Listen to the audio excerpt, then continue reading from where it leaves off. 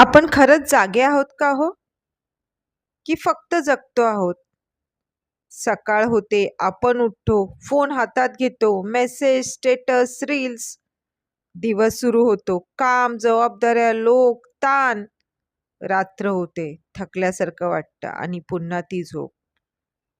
पण प्रश्न एक आहे, की आपण खरंच जगत आहोत की रुटीन पूर्ण करत आहोत? आणि शेवटचं कधी स्वतःशी शांत बसलो होतो हो? शेवटचं कधी स्वतःला विचारलं होतं, मी आनंदी आहे का? आणि इतकं बाहेर पळतो, की आत काय चाललंय ते बघायला वेळच देत नाही. आणि मग एक दिवस अचानक मन ओरडायला लागतं.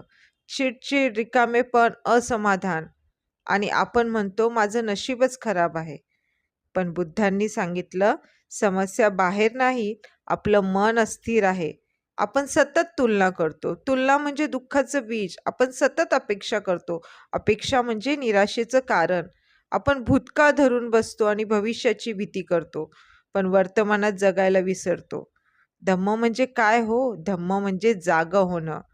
डोळे उघडे असतात, पण मन झोपलेलं असतं.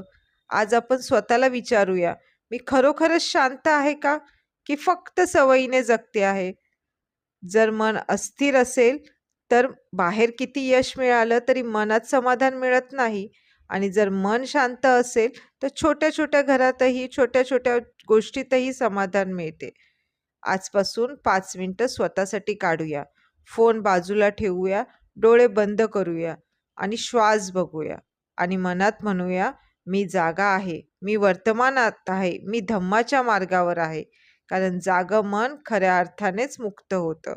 बुद्धं शरणं गच्छामी. जर तुम्हालाही वाटत असेल, की आपण जगतो आहोत, तर हा व्हिडिओ शेअर करा आणि धम्मसेवक चॅनलला नक्की सबस्क्राईब करा. जय भीम, नमो बुद्धाय.